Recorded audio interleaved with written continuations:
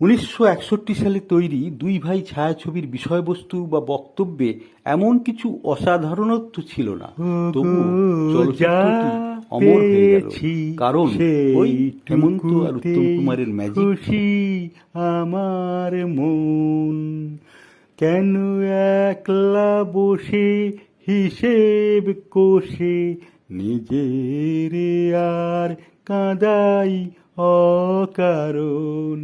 ওগো যা পেয়েছি সেইটুকুতেই খুশি আমার মন।